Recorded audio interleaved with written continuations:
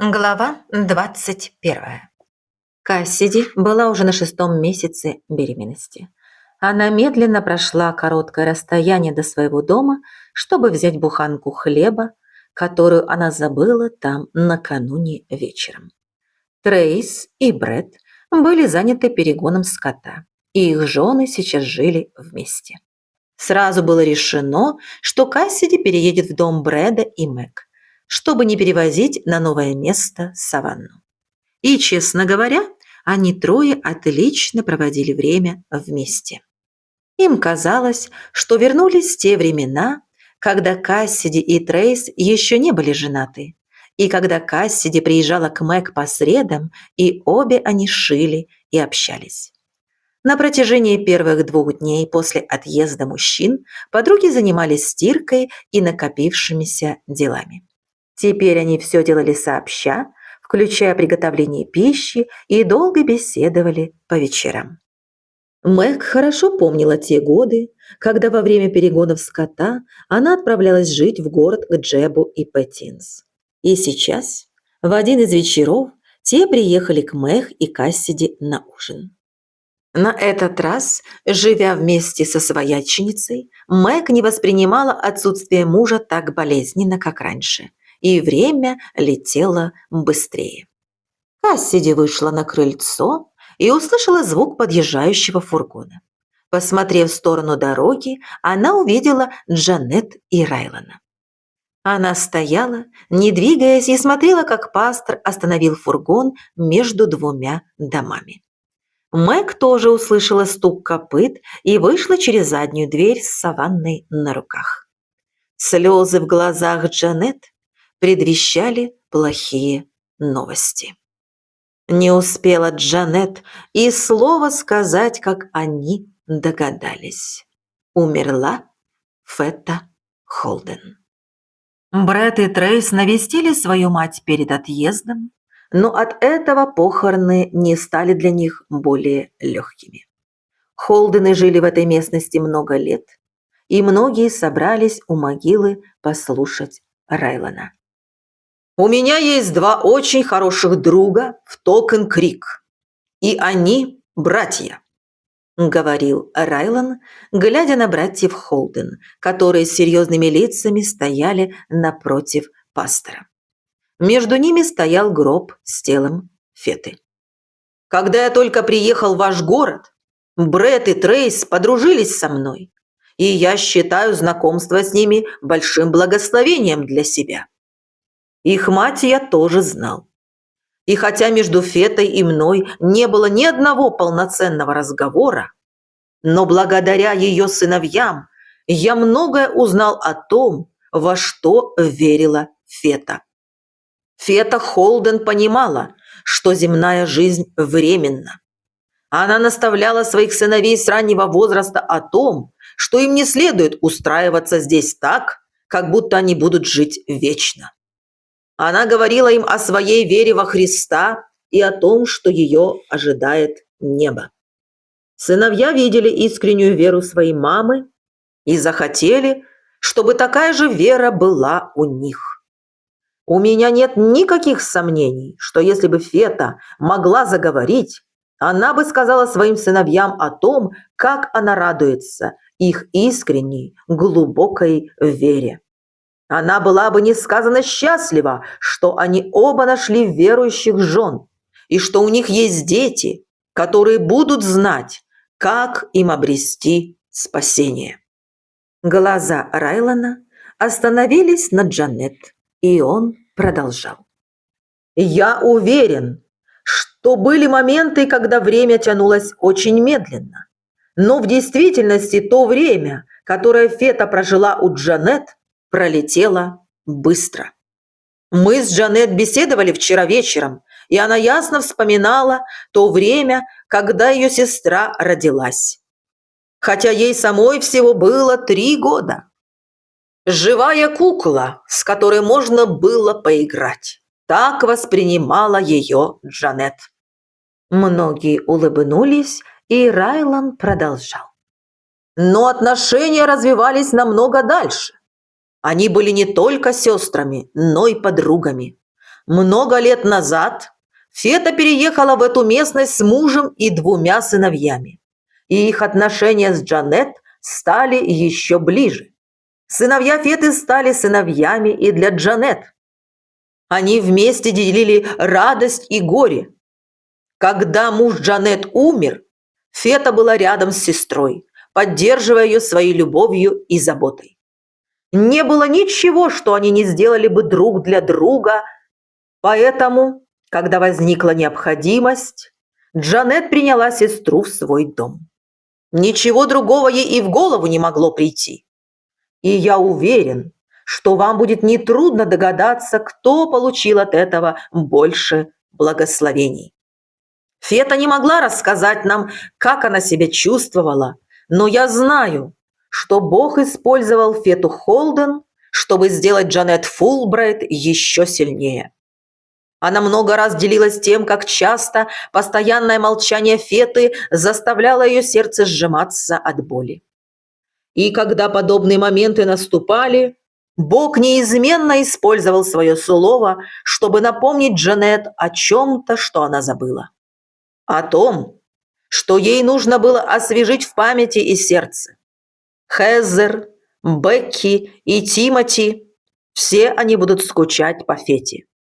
Они самоотверженно служили ей многие годы и тоже познали через это Божьи благословения. Фета неоднократно касалась многих из нас, и я знаю, что память о ней будет продолжать жить в наших сердцах и дальше. После этого Райланд закончил свое слово молитвой. Он не стал просить никого из присутствующих что-то сказать. Родственники не хотели этого, но почти никто не спешил уходить с кладбища. Друзья и родственники провели у могилы Феты больше часа, после чего приняли приглашение Джанет прийти к ней в дом. «Даже не знаю, что я теперь буду делать», – сказала Хезер Сабрине после служения. В доме Джанет собралось много народу, и обе женщины были на кухне, помогая Бекки. «Я уже скучаю по ней». «Не спешите», – сказала Сабрина. «Не торопите свое сердце». Тимоти сидел за столом и делал вид, что читает газету. Они все слышали, как Бекки всхлипнула, но знали, что она не захочет, чтобы ее расспрашивали. Они продолжали готовить еду для собравшихся гостей, разговаривая с теми, кто заходил на кухню. Сабрина думала о том, как смерть Феты отразится на ней, и вдруг поняла, что все они на самом деле были одной семьей. Теперь, когда Феты не стало, среди обитателей дома уже не было кровных родственников, но это не меняло того, кем они были друг для друга. Тут на кухню вошла Джанет, будто услышав эти мысли. Она не стала спрашивать, как все себя чувствуют, но, положив свежие фрукты на поднос и, проходя мимо, прикоснулась рукой к каждому из них. Она снова вышла, Хезер последовала за ней с еще одним подносом. Сабрина не делала никаких попыток уйти из кухни. Даже когда был готов очередной поднос, она дождалась, пока это заметил Тимоти, и продолжала молча трудиться рядом с Бекки. Она ощущала странное спокойствие от этого несложного занятия. И у нее было такое чувство, что в данный момент это было именно ее место. Кассиди нашла Трейса на крыльце, сидящим напротив пустого кресла матери, где он много раз сидел раньше. Кассиди подошла к нему, села на ручку кресла и обняла его. «Как ты?» – спросила она. «Не знаю», – признался он. «Я рад, что она не будет больше бессмысленно смотреть с того кресла, но все-таки, когда она была здесь, я мог быть рядом с ней». Кассиди прикоснулась щекой к макушке Трейса, и он потянулся за ее рукой. «Дело в том, Каз, что я потерял ее уже давно. Мы все потеряли ее. Мне просто жалко самого себя», – продолжал Трейс. И тут он вдруг понял. «Но больше всего я счастлив за нее». Кассиди почувствовала, как на ее глаза наворачиваются слезы. Она не пыталась ничего говорить. Трейс не плакал. И причина была, как он уже сказал, в том, что Феты Холден не было с ними уже много лет. «Но мы все равно сможем рассказать о ней нашему малышу, Трейс», – прошептала Кассиди. «У тебя осталось столько воспоминаний. Эти последние годы сотрутся с памяти, и наш малыш будет знать о твоей матери все, что ты помнишь о ней». Тут у Трейса перехватило дыхание, и он ничего не сказал. Он чуть крепче сжал руку жены, думая о том, сколько должно пройти времени, пока он сможет до конца осознать то, что его мать ушла навсегда. Райлан не сразу нашел Сабрину. Она вышла на улицу, чтобы посидеть в саду. Казалось, что каждый угол в доме был заполнен людьми, а ей хотелось немного побыть одной. Она была определенно рада обществу Райлана, но была благодарна ему за то, что он просто сел рядом, положил руку ей на плечи и не стал ни о чем спрашивать. Прошло довольно много времени, прежде чем она была готова заговорить. «Сегодня мне все время мерещится крошечный гроб Мирабель. Я никогда не думала, что воспоминания об этом будут такими тяжелыми». «Я тоже думал о ней». И я молилась за Элизу, даже во время твоей речи. Все время помню о ней. Райлан кивнул и сказал. «Надеюсь, что она читает Библию, которую я ей дал. Я не хотел бы лишь того, чтобы ее земная жизнь пришла в норму, а после она попала в ад». Сабрина повернула голову и посмотрела на него. «Мне кажется, я что-то не так услышала. Что ты хотел этим сказать?» То, что она оставила проституцию, конечно же, прекрасно. Но если она не раскается и не уверует в Сына Божьего, она останется бывшей проституткой и не попадет в вечность, потому что не придет к Богу. Сабрина вдруг потянулась к его руке. «Я так рада, что ты сказал это, Райлан. Что-то случилось в наших отношениях с Кристал. С того вечера, когда она рассказала о помощнике шерифа, она избегает меня. Я не знаю, что это значит, но я должна помнить о том, что ты сказал. Речь идет о вечности, в противном случае все наши усилия напрасны». Именно поэтому так трудно спасти таких людей, как Джесси Виллер или Нейт Кадерли, сказал Райлан. Они нравственны, добры и трудолюбивы, и не сразу заметно, что их души тоже погибают. Сабрина наклонила голову на его плечо и вздохнула. «На тебя никогда не давит грех и потерянность людей?» Иногда у меня бывает такое ощущение, но в подобных случаях я стараюсь не забывать о Христе и снова убеждаюсь, что Он может спасать. Ведь ты не бросишь Кристал, верно?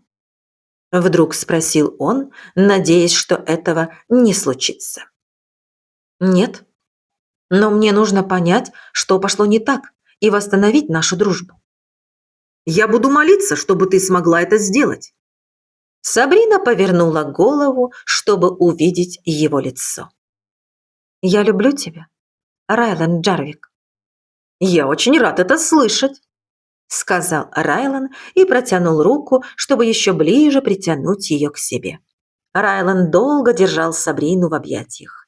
Они сидели молча и заговорили только тогда, когда их нашла Бекки. «Я не помню, когда в прошлый раз я чувствовала себя такой усталой», – сказала Мэг, садясь на край кровати и радуясь тому, что Саванна быстро уснула. «Давай я помогу тебе расстегнуть пуговицы», – предложил Брэд, но Мэг не пошевелилась. Она смотрела на его лицо, всматриваясь в усталые морщинки и печальные глаза. «Ты в порядке?» Брэд посмотрел на нее.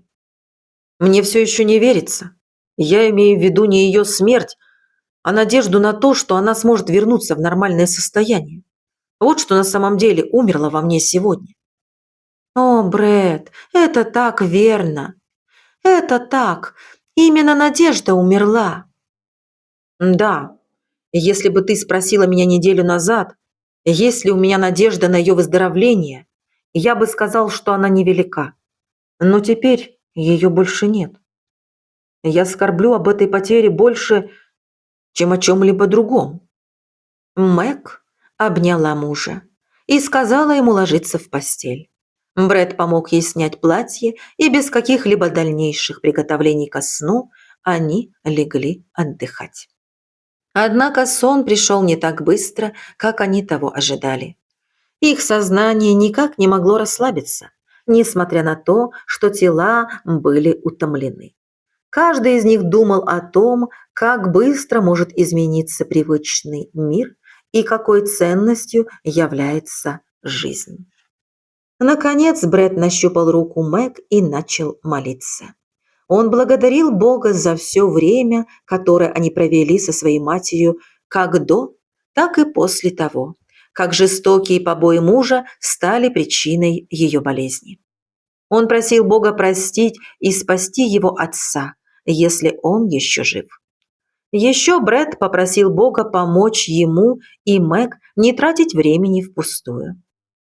Он закончил свою молитву просьбой о том, чтобы они смогли использовать свои знания и опыт, чтобы еще больше возрасти духовно и передать Слово Божье Саванне и малышу, как это когда-то сделала для него Фета. В понедельник утром Джесси попросила Сабрину подмести дорожку перед магазином.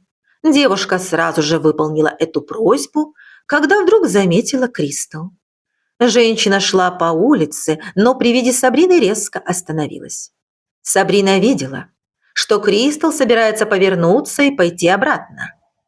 Но у нее были вопросы, на которые она хотела получить ответы.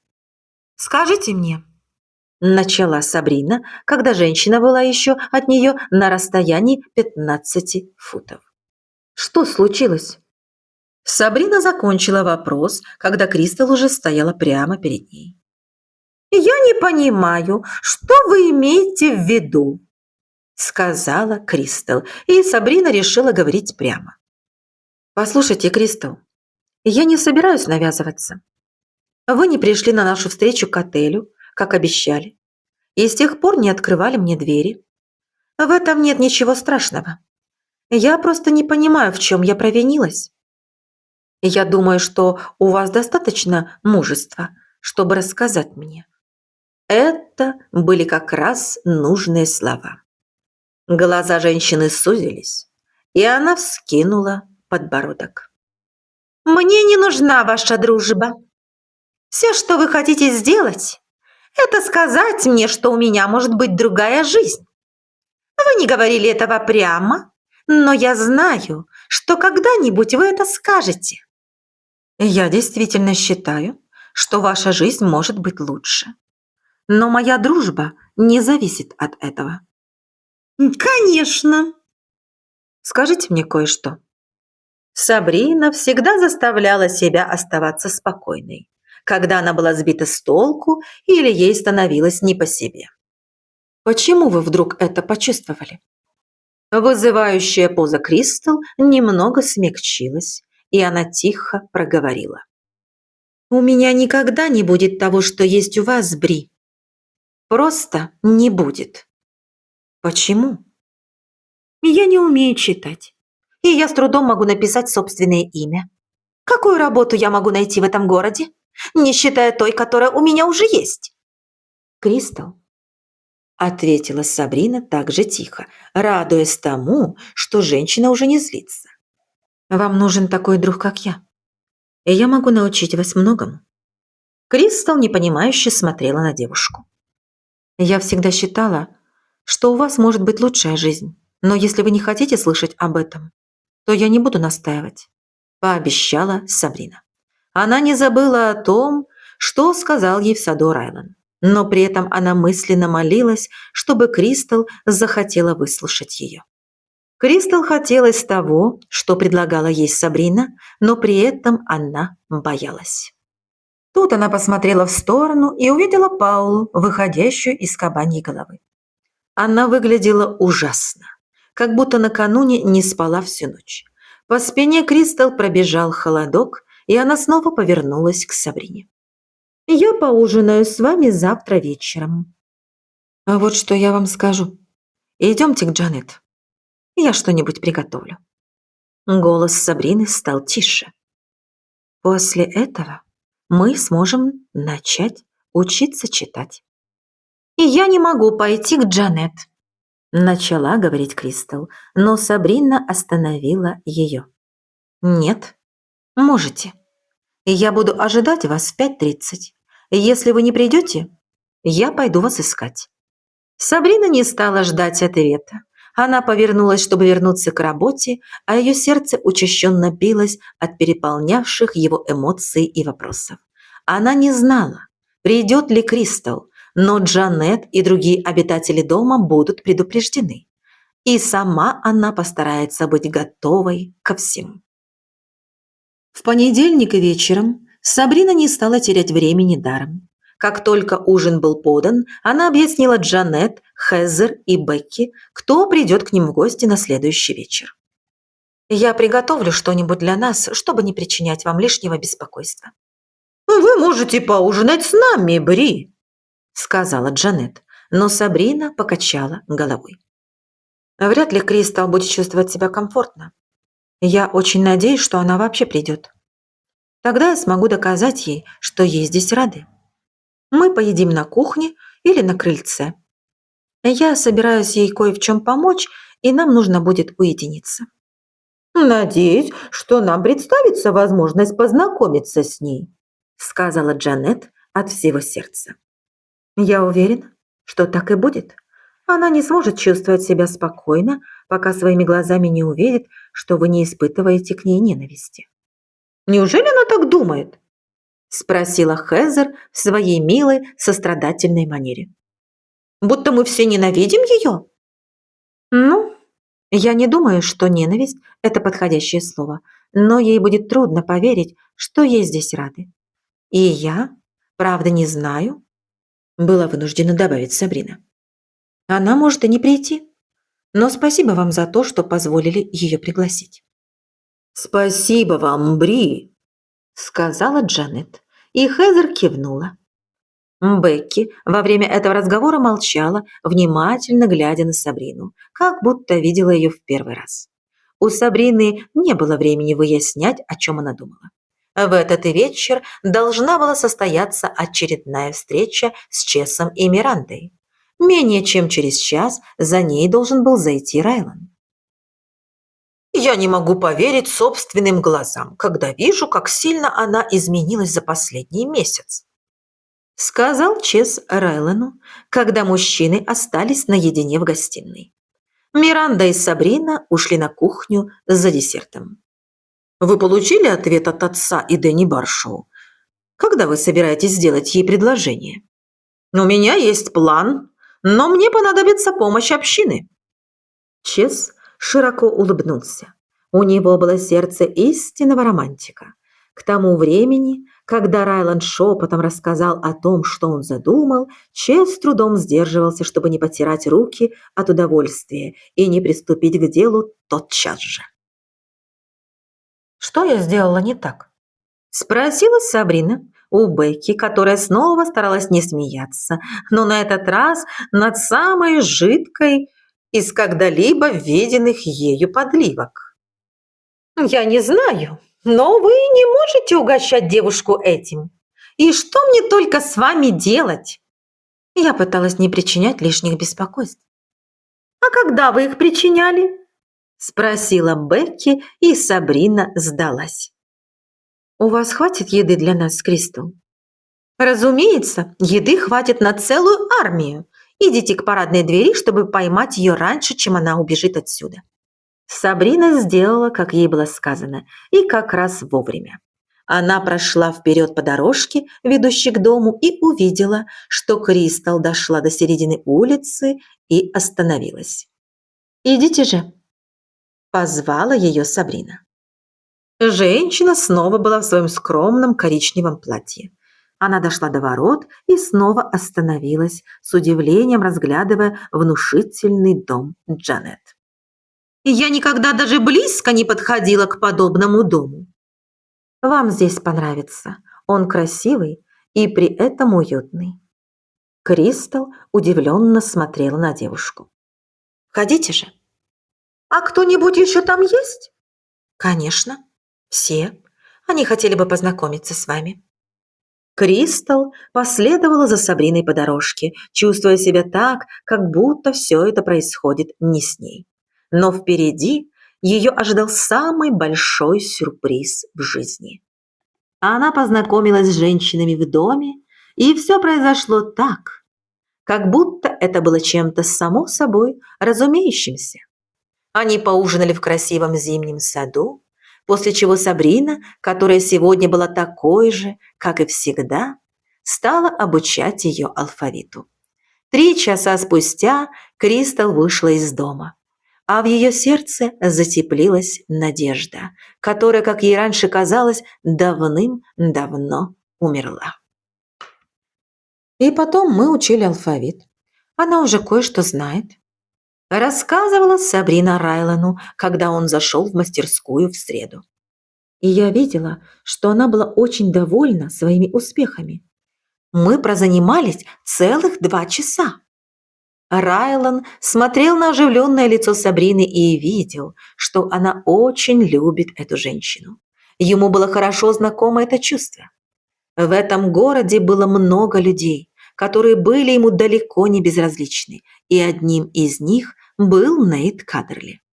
«Я молился о тебе», – сказал Райлан, когда она остановилась, чтобы перевести дыхание. И она улыбнулась, заметив, что слишком сильно увлеклась.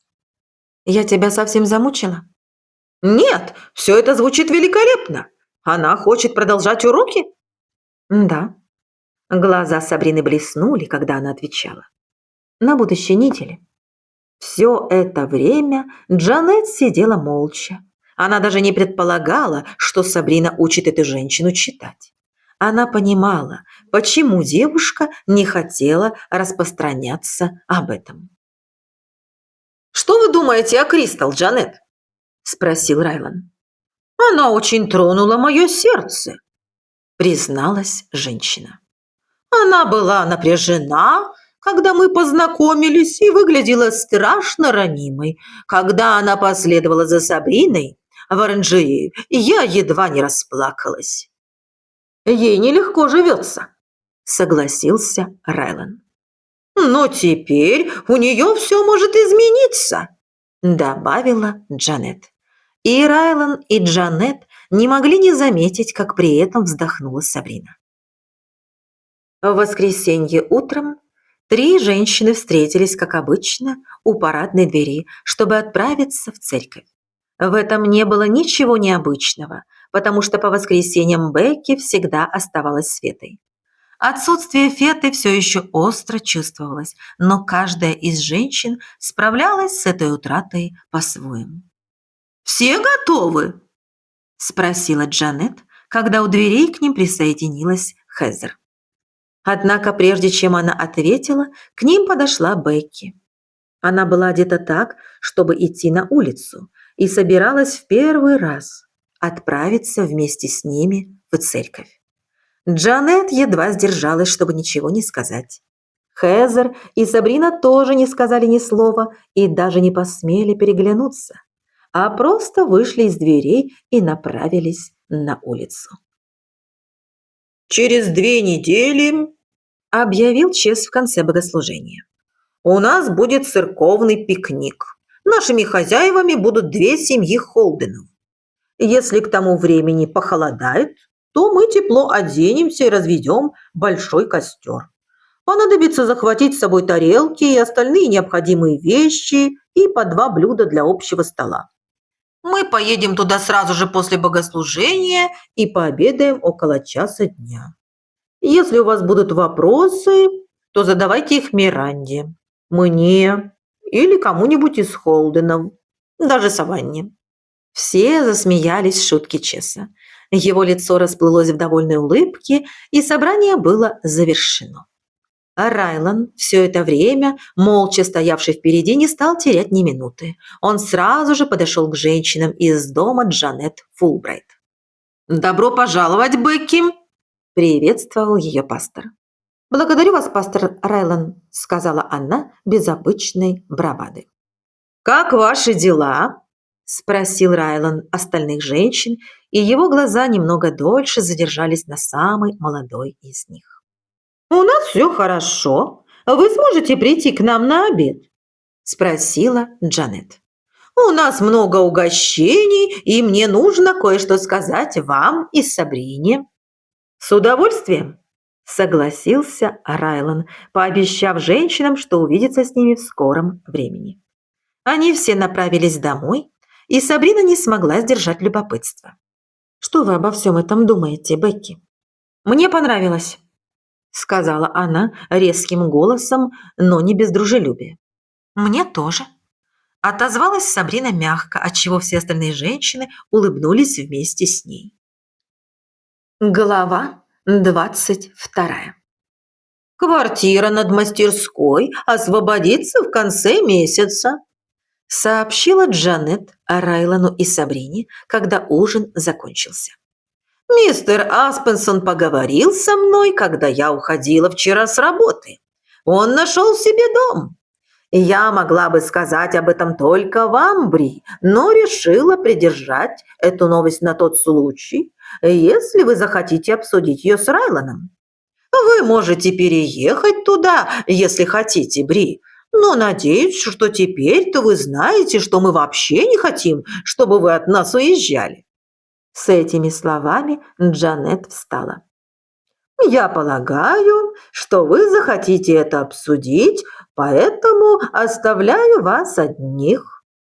Райлан и Сабрина поблагодарили ее. Посмотрев ей вслед, они перевели взгляд друг на друга. «Что ты об этом думаешь?» – спросил Райлан. «Я не знаю. Еще недавно я бы ухватилась за это предложение, но теперь я не уверена». «А что изменилось?» «Мое отношение и отношение Джанет». А Райлан выглядел озадаченным. Потому она продолжала. «Я решила не воспринимать это место как то, что напоминает мне дом сестры, но как дом моего друга Джанет Фулбрайт, доброго и щедрого человека, который заботится обо мне». «А Джанет?» Сабрина на мгновение задумалась. Это было труднее объяснить. Я не знаю, как это выразить, но Джанет была не очень открытой, когда я только переехала сюда. Ее многое шокировало и удивляло. Нет, это не совсем так. Ее поражали мои знакомые, и я не знала, как с этим быть. И только в последнее время я почувствовала, что могу пригласить сюда Кристал. И теперь я не знаю, есть ли смысл переезжать. «Я вижу, что она стала мягче», – согласился Райлан. «Ты говорила ей о том, что заметила перемену?» «Нет, но я думаю, что стоит сказать». «Значит, ты действительно чувствуешь себя здесь хорошо?» «Даже очень». «Отлично, потому что я хочу, чтобы ты жила здесь до нашей свадьбы. Мастерская ближе к моему дому, но мне больше нравится, когда ты здесь. Мне приятно осознавать, что ты часть этой состоявшейся семьи».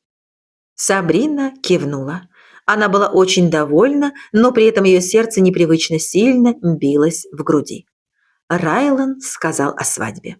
Сабрина не хотела признаваться, но ее мысли все больше и больше возвращались к этой теме. Ей было очень приятно слышать, что мысли Райлана были заняты тем же. Не то чтобы она сомневалась в этом, просто ей было очень приятно еще раз в этом убедиться. Хезер сидела в оранжерее и писала в дневнике, который она начала вести вскоре после похорон Феты. Она не ожидала, что будет так сильно скучать по Фете Холден, и у нее была внутренняя потребность запомнить каждую истину, которую она поняла теперь по прошествии этих лет. Ей нужно было запомнить то важное, чему научил ее Бог. Она писала то порывисто и быстро, то медленно. Ей помогало, что она находилась в помещении, которое, как она была уверена, Фета считала своим. Было бессмысленно гадать о том, какие мысли приходили в голову Фете, но благодаря их совместной жизни Хезер стала другим человеком. Даже если бы для этого потребовались годы, она твердо решила написать историю Феты, по крайней мере такой, какой ее видела она. «Нам нужно поговорить», – обратилась Джанет к Бекки в следующее воскресенье, когда та снова ходила вместе со всеми в церковь. Как обычно, Бекки была на кухне. Она посмотрела на хозяйку, но ничего не ответила. «Почему, Бекки?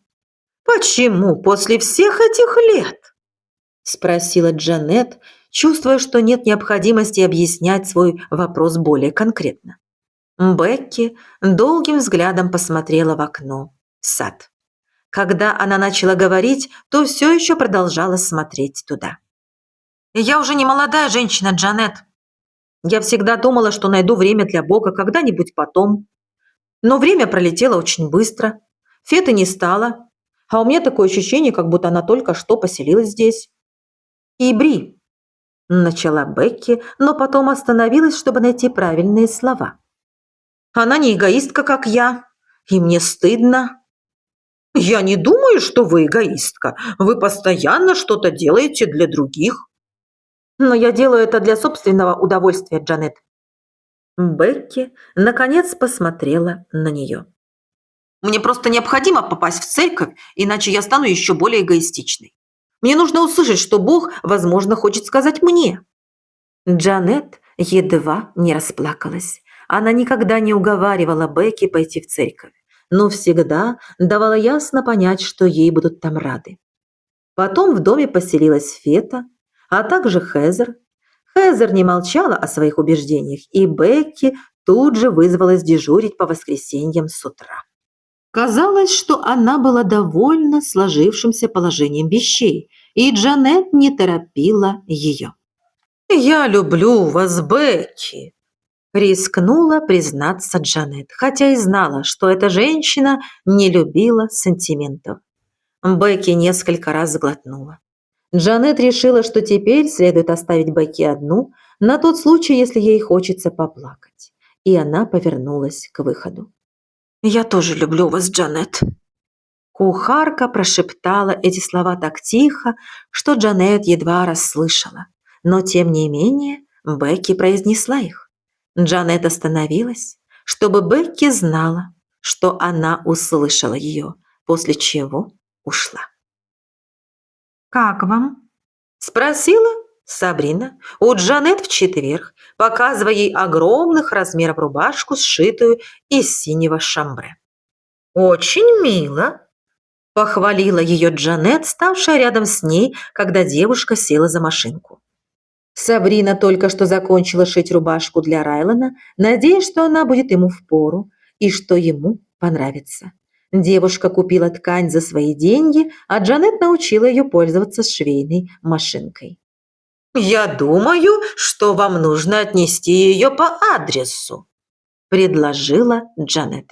Сабрина улыбнулась и спросила: «А вы могли бы меня сейчас отпустить?» «Идите», – сказала Джанет, – «и я почти уверена, что вы найдете его в конюшне». «Я постараюсь сразу же вернуться». «Разумеется», – сказала Джанет, и Сабрина рассмеялась. Посоветовав девушке упаковать подарок в бумагу, Джанет проводила ее. «Привет!» – сказал Райлан, когда Сабрина появилась в широком дверном проеме. Он заметил ее, когда она была еще на улице. «Ты принесла заказ?» «Да». Сабрина протянула ему упакованную рубашку. «Это тебе, пастор Джарвик». «Джанет дошила мою рубашку?» – сказал он, протягивая руку за свертком. «Ты думаешь?» «Да», – улыбнулся он. «Это моя воскресная рубашка». «Боюсь, что ты ошибаешься», – возразила Сабрина, стараясь говорить убедительно. «Лучше распакуй». Райлан был рад, что его руки не были в смазке или в чем-нибудь еще хуже. Он разорвал бумагу и увидел синюю рубашку. «Это ты сшила?» – спросил он, рассматривая подарок с большим удовольствием. Сабрина кивнула. «На машинке?» Девушка снова кивнула. Улыбка была немного застенчивой.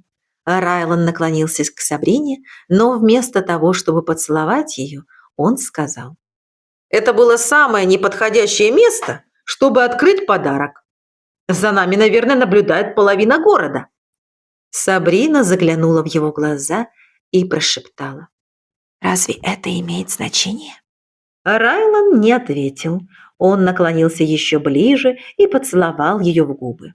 Оба влюбленных выглядели очень довольными. «В один из ближайших дней мне нужно будет тебе задать один важный вопрос», – сказал Райлан. «И у меня обязательно будет ответ», – сказала Сабрина, после чего заставила себя добавить: «Но сейчас мне нужно идти обратно». «Очень жаль», – произнес Райлан, согревая ее теплым взглядом. Сабрина еще раз улыбнулась ему и пошла прочь. Девушка дошла в швейную мастерскую без каких-либо происшествий, но если бы ее спросили, что она видела по пути, она не знала бы, что ответить, потому что просто ничего вокруг не заметила. У Тимоти в воскресенье был выходной, поэтому Райлан собрал двухместный фургон Джанет для их поездки на ранчо. Сабрина настаивала, чтобы Джанет села впереди, а она сзади с Хезер и Бекки. Бекки снова ходила в церковь, но не хотела ни с кем обсуждать то, что услышала во время богослужения. «Я обожаю эту дорогу», – сказала Хезер, когда они были уже на полпути. «И правда красиво», – согласилась Джанет. «Я помню то время, когда Фета и Вес купили ранчо. До того времени я редко выезжала за пределы города. И для нас с Овеном было огромным удовольствием ехать по этой дороге». Джанет часто говорила о Фете. Казалось, что этим она отдает дань памяти сестре и пытается облегчить боль утраты. Это было также приятно и для всех остальных, для которых ее истории часто оказывались новыми. «Взгляните, сколько фургонов!» – воскликнула Сабрина. Она даже не представляла, сколько людей уже успело собраться на ранчо. Райлан откатил их фургон под арку на Холден-ранчо. Праздник начался. Все веселились, беседовали и пробовали угощения на протяжении почти 2 часов, а после начались игры. Райлан и Сабрина планировали сидеть рядом, но получилось так, что, разговорившись с другими людьми, они разошлись в разные стороны. «Я искал тебя», – сказал Райлан Сабрине, когда обед закончился. «Что будем делать?» – спросила Сабрина. «Давай прогуляемся», – пригласил Райлан, протягивая девушке руку. «А мы можем уйти, если вот-вот начнутся игры?» – спросила Сабрина, положив свою руку в его широкую ладонь и с радостью следуя за ним. У них обоих были длинные ноги, и они очень быстро оказались далеко от всех остальных. Вокруг возвышались холмы, и на один из них Райлан хотел подняться. По дороге они продолжали говорить.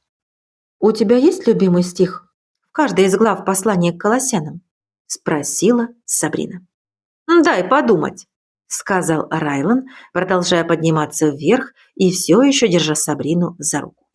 «Не знаю, есть ли у меня по одному из каждой главы, но несколько любимых стихов у меня есть». «Какие же?» «Ну, я могу назвать тот, который часто вспоминаю в молитве. Это послание к Колоссянам 1:7. Там сказано: «Как и научились от Епафраса, возлюбленного служителя нашего, верного слуги Христова». Я часто вспоминаю этот стих в молитве и прошу Бога помочь мне быть верным служителем Христовым и слугой. Мне было бы очень приятно, если бы окружающие могли сказать такие слова обо мне. Я думаю, что они могут. – сказала Сабрина, и Райлан поблагодарил ее. «Что тебе больше всего нравится в проповедовании?» – вдруг спросила она. Ну, изучение слова вне конкуренции, но мне также нравится выражение лиц людей, когда им раскрывается какая-то новая истина. Видеть это – большая радость. Знаешь, мне было нелегко видеть твое лицо вначале. «Почему?» Многое из того, что я говорил, удивляло тебя, и все это было написано на твоем лице. «Я не замечала этого». Это так. «Но теперь что-то изменилось?» Нет, Райлан улыбнулся. на твоем лице по-прежнему все написано, но я больше не стараюсь избегать смотреть на тебя. Сабрина засмеялась и тоже продолжила подниматься наверх. Она еще не устала, но ей уже хотелось остановиться и посмотреть вниз, когда Райлан потянул ее за руку. Еще немного. – пообещал он. Он не спешил и наслаждался каждой минутой. Я думаю, что вид с другой стороны будет намного интереснее. И Сабрина убедилась, что он был прав. Они поднялись на вершину, и там, с другой стороны, вдруг открылась маленькая уютная долина с маленькими кочками и ямками, глядя на которую Сабрине захотелось сбежать вниз. «Это потрясающе!» Я подумал, что тебе здесь понравится, сказал Райлан, обнимая ее рукой за плечи. Он хотел дождаться подходящего момента. О, нам нужно посмотреть отсюда на ранчо. Там тоже превосходный вид. Сабрина не сразу заметила приготовленный для нее сюрприз. Она сначала рассматривала дома и амбары и только потом увидела его, или точнее их. Все члены общины вышли на поле и легли на землю, расположившись группами таким образом, что из них составились 4 слова. «Выйдешь за меня замуж?» Вопросительный знак был, конечно, далек от совершенства, но Сабрина увидела главное. «О, Райлан!» – засмеялась Сабрина, поворачиваясь к нему. «Это ты придумал?» Конечно, я. У тебя есть ответ? «Да!» – воскликнула она, обхватывая руками шею мужчины, которого любила всем сердцем.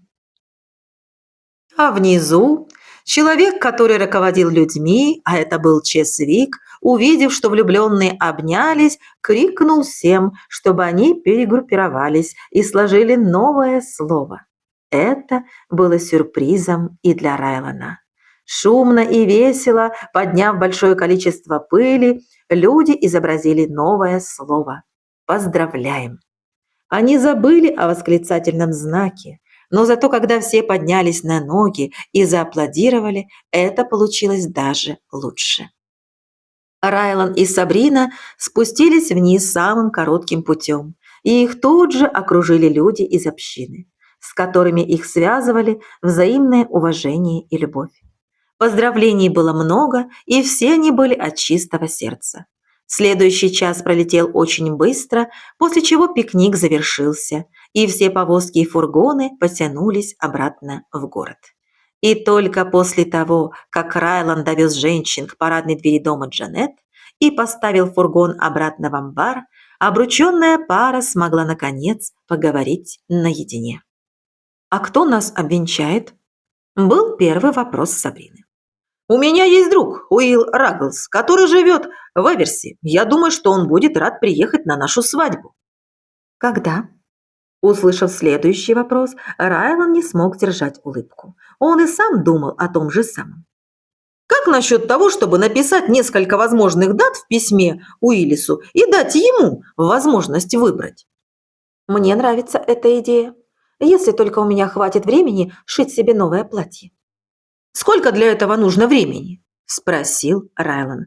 Сабрина задумалась. Она знала, что Джанет поможет ей, но она также помнила о том, что ей по-прежнему нужно работать на 2 работах. 2 месяца? Или это будет слишком близко к Рождеству? Не думаю. Будет чудесно получить тебя в качестве рождественского подарка. В таком случае решено. На следующий день Райлан написал Уиллису письмо и в течение недели получил ответ.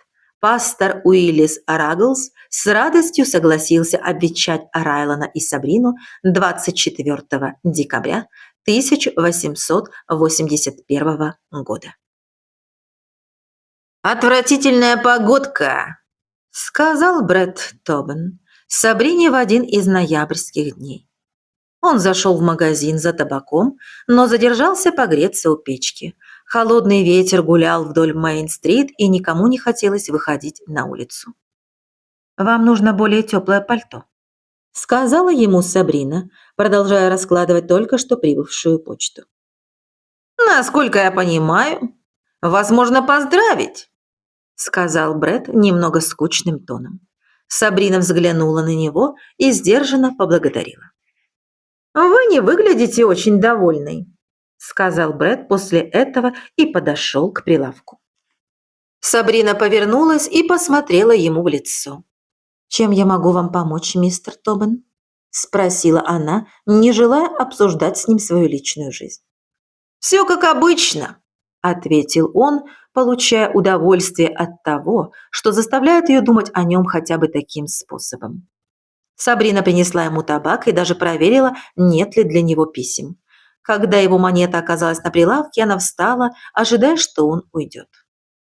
«И я приглашен на свадьбу?» – спросил Брэд перед уходом, стараясь говорить непринужденно. «Нет», – ответила Сабрина, без тени язвительности в голосе. «Кристал говорила мне, что вы ее пригласили». «Это верно. Она приглашена», – ответила Сабрина, жалея, что не может передать этого покупателя Джесси. Но как раз перед этим хозяйку магазина удалось уговорить на пару часов сделать перерыв в работе. Брэд кивнул. Он не обиделся, но он все еще находился под сильным впечатлением от этой девушки.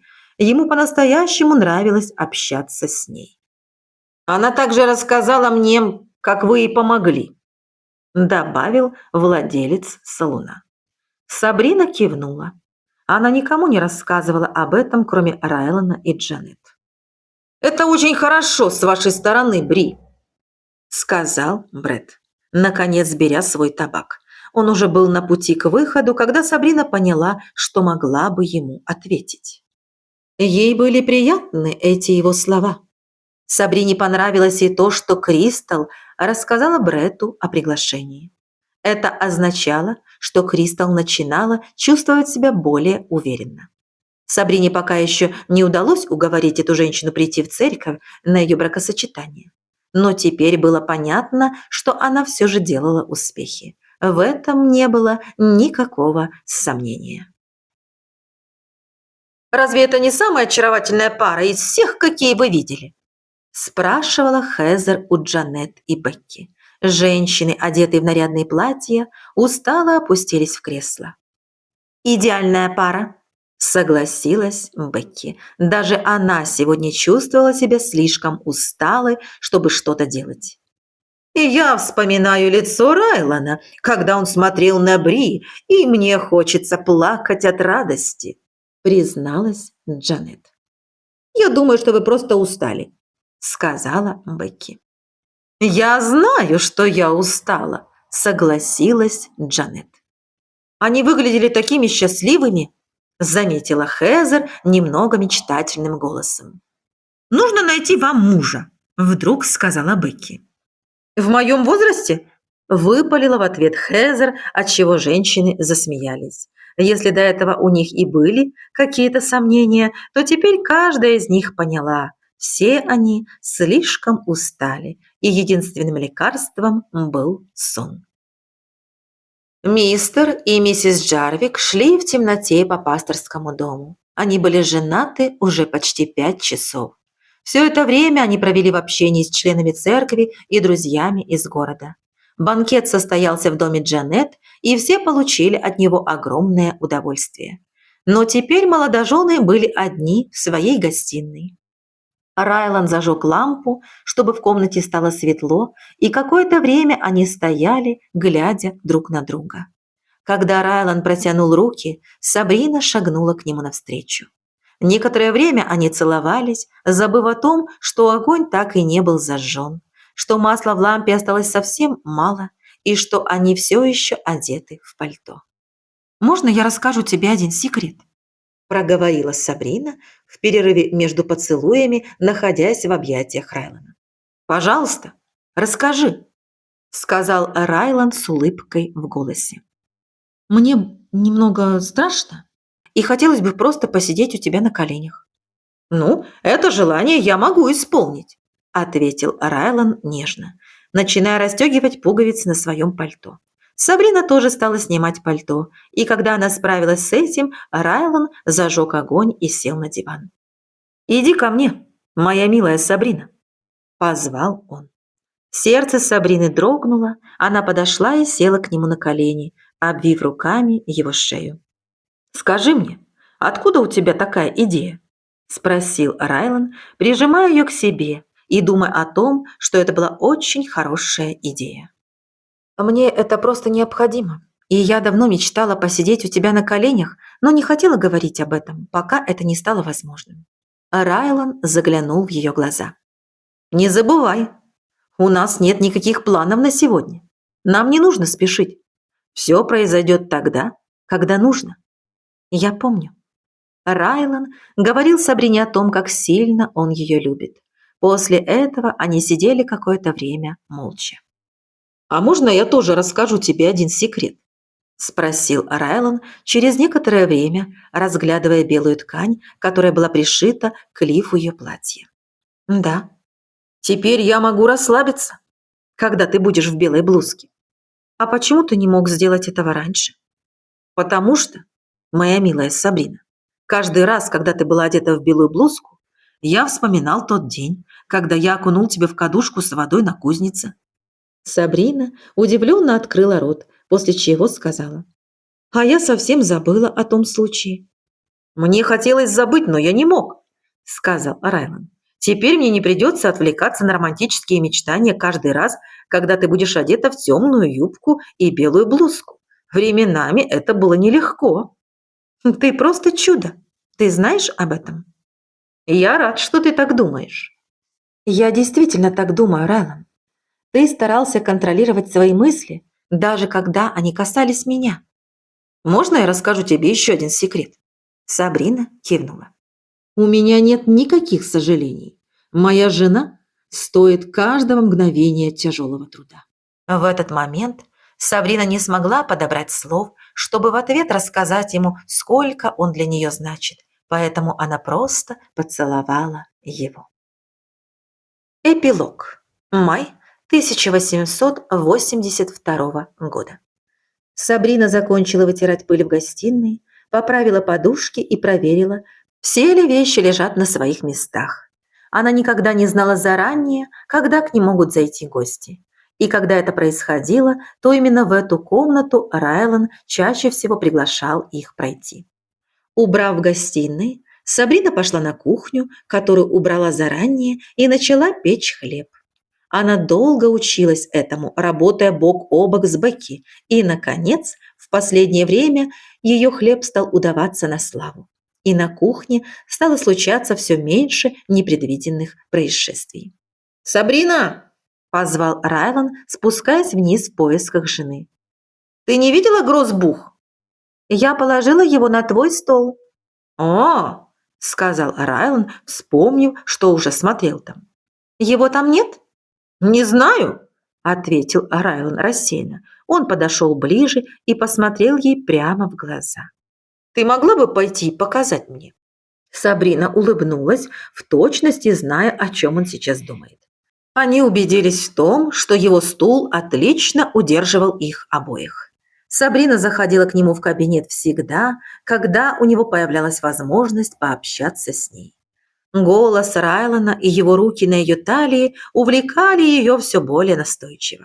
Он почти уговорил Сабрину отложить выпечку на потом, но тут раздался стук в дверь. С просьбой не забывать, на чем они остановились, Райлан пошел открывать. Сабрина услышала радостные возгласы и смех, которые раздались из гостиной. Она вышла из кухни и увидела там Дэнни и Келли. Келли!» – воскликнула Сабрина, подбегая к женщине и обнимая свою изящную подругу. «Я не могу поверить в то, что вы здесь!» Встреча была трогательной. Сабрина и Келли не сдерживали слез. Дэнни передавал многочисленные приветы от родственников Райлана. Но когда Райлан и Сабрина пригласили их сесть, Дэнни и Келли переглянулись. «С нами кое-кто приехал, Бри», – сказал Дэнни. Его голос был таким же добрым, как и раньше. «Но этот человек боится, что вы не захотите его видеть». Сабрина прикрыла рукой рот. «Моя сестра здесь?» – спросила она, направляясь к дверям. «Где она?» Но ответа не потребовалось. Сабрина увидела Сибил у лестницы. Ее лицо было очень напряжено. «Не могу поверить, что ты приехала в Токан-Крик», – сказала Сабрина, остановившись в 8 футах от нее. «Я рада тебя видеть, Бри», – проговорила Сибил тихо. «Я сожалею о том, что сделала и сказала раньше». «О, Сибил!» – воскликнула Сабрина и почувствовала, что наконец-то может обнять свою сестру. Сибил почувствовала прикосновение рук Сабрины, не выдержала и разрыдалась. Она не ожидала прощения, хотя супруги Баршоу уверяли ее в обратном. Они рассказали ей все, что Сабрина окружена любовью и заботой, что она обратилась к Богу и уже не торгует собой, но во все это ей было трудно поверить до тех пор, пока сестра не обняла ее. «Входи», – пригласила Сабрина. «Познакомься с моим мужем. А ты приехала с мужем?» «Нет», – ответила Сибил печальным голосом, стараясь держать себя в руках. Так сильно она не плакала уже много лет. «Ты еще замужем?» «О, да», – ответила Сибил с напускной веселостью, не желая рассказывать Сабрине о том, что ее муж догадался о том, кем она была раньше. Он не стал с ней разводиться, но очень переменился по отношению к ней, а это было еще хуже. «Входи в дом», – снова позвала Сабрина. «Входи и познакомься с Райланом». Сибил медленно пошла за сестрой. Ей стало немного легче на сердце от того, что с той все в порядке, но при этом она чувствовала себя немного уязвленной, так как сестра, казалось, совершенно не нуждается в ней.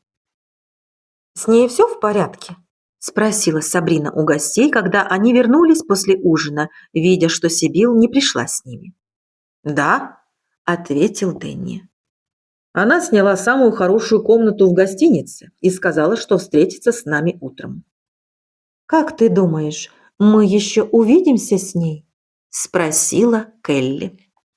«Не могу сказать». Мужчины присоединились к женщинам в гостиной, а Райлан сидел рядом с Сабриной и держал ее за руку. «Я не могу понять, почему она приехала», – сказала Сабрина. Девушка думала о том, как мало Сибил сказала за весь день и как неловко она себя, должно быть, чувствовала, если не захотела остаться у них ночевать, хотя в доме было достаточно места. И почти не притронулась к ужину, который сервировали они с Келли. Сабрина пыталась задавать сестре вопросы, что-то рассказывать о своей жизни, но Сибил почти ни на что не реагировала. «Я думаю, что она приехала из чувства вины», – предложил Дэнни. «Ей просто необходимо было узнать, как вы живете». «Она очень несчастна», – сказала Келли. «Возможно, она и бросила проституцию, но она продала свою душу, чтобы выйти замуж за Эверта Клэболта и его деньги». «Он догадался, кем она была?» – спросила Сабрина. «Она не говорила этого, но у нас создалось впечатление, что именно это и произошло». Сабрина захотела узнать все подробности. Дэнни и Келли рассказали, как Сибил пришла к ним 2 месяца назад. Она нашла их через Лил и поинтересовалась, как живет ее сестра. Келли и Дэнни предложили ей адрес Сабрины, чтобы Сибил могла написать сестре письмо. Но Сибил не захотела его взять. И только когда они рассказали ей, что собираются сделать сюрприз, неожиданно приехать в Токен-Крик, Анна отбросила свою настороженность. Сибил сказала, что хочет поехать с ними, но только при условии, если Сабрина ничего не будет об этом знать заранее. Было заметно, что она испытывала сильную зависть каждый раз, когда Райланд смотрел на вас или прикасался к вам, сказала Келли, слегка покачав головой. Мне было больно смотреть на это. Сабрина кивнула. Ей все стало ясно. Ей тоже показалось, что с сестрой что-то происходит, но Келли правильно подметила. Это была зависть. Все четверо некоторое время обсуждали сложившуюся ситуацию, но потом стали говорить о своей жизни. Сабрине было очень приятно услышать новости о поместной церкви в Денвере и даже о недавних рейдах Денни в ночной район. Супруги Баршоу, в свою очередь, хотели знать все подробности о жизни в Токен-Крик и о местной церковной общине. Гости очень хотели на следующий день отправиться на экскурсию по городу. Им было интересно познакомиться со всеми теми людьми, о которых Сабрина все время писала в своих письмах. Они планировали выйти из дома пораньше, но в этот вечер все равно задержались за разговорами допоздна. К тому времени, когда Сабрина и Райлан отправились спать, оставив супругов Баршоу на первом этаже, они оба были очень уставшими. «Ты сможешь заснуть?» – спросил Райлан. Ему не хотелось, чтобы жена всю ночь думала о Сибил. «Думаю, что да. Я устала, и, по правде говоря, я не ожидаю, что Сибил придет сюда завтра утром. Она никогда не отличалась честностью, и я сомневаюсь в том, что она изменилась. В какой-то момент я смирилась с тем, что мне больше не удастся пообщаться с ней». Райлан кивнул, вспоминая лицо Сибил, когда он и Дэнни оставили ее в отеле. Он был почти уверен, что его жена была права. Райлан продолжал думать об этом, когда Сабрина придвинулась к нему и положила голову ему на грудь. Она повернулась к нему лицом, чтобы они могли видеть друг друга, как она часто это делала. «Я люблю тебя», — сказала Сабрина, и в глазах ее были слезы. «Я тоже люблю тебя», — сказал Райлан, проводя рукой по ее щеке и волосам. «Но почему ты плачешь?» «Не знаю. Увидев Сибил, я многое вспомнила.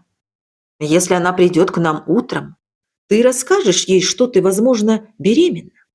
«Это прозвучит жестоко, Райлан. Совершенно ясно, что она несчастлива, а я нашла тебя». «Может быть, и она когда-то обретет Христа, и на ее лице не останется следов отчаяния». «Я надеюсь на это, Райлан. Я молюсь об этом от всего сердца». «И давай не будем забывать, что это чудо, что она вообще приехала сюда. Визит Дэнни и Келли стал для нас сюрпризом, но не таким шокирующим, как приезд Сибил. То, что Сибил здесь, просто поразительно». Сабрина улыбнулась ему. «Что бы я без тебя делала?» «Мне не хочется, чтобы ты узнала об этом на практике», – улыбнулся он в ответ и стал притягивать ее к себе. «Есть еще кое-что, чего ты мне никак не хочешь рассказать», – сказала Сабрина, уклоняясь от поцелуя. А Райлан улыбнулся. «Расскажи, почему ты называешь меня Сабрина?» «Когда-нибудь расскажу», – сказал он, прижимая ее еще ближе. Чувствуя по его голосу, что сегодня ночью он больше ничего не скажет, она сдалась и крепко обвила руками шею своего чудесного мужа, человека с золотым сердцем. Дорогие друзья, подписчики, слушатели канала, вот и закончилась вторая книга, и мы начинаем третью книгу, которая называется «Джесси. Заоблачные мечты», книга третья, Токен-Крик 1884 года. Джесси Виллер знает, как позаботиться о себе и своих дочерях. Хозяйка универсального магазина в Токен-Крик живет так уже долгое время, почти 8 лет с тех пор, как ее бросил муж. Сет Рединг, муж Джесси, многое обдумал за эти годы, которые он частично провел за тюремной решеткой. Оглядываясь на свой брак, Он не может поверить, что бросил Джесси и их маленького ребенка. Это правда, что Джесси любила все делать по-своему и временами бывала упрямой. Но когда-то они были влюблены друг в друга, по крайней мере, в начале. Если бы только он знал тогда то, что знает сейчас. Сет стал другим человеком, но сможет ли он убедить в этом Джесси? Позволит ли она ему попытаться это сделать? До новой встречи, дорогие, в этой новой книге про Джесси.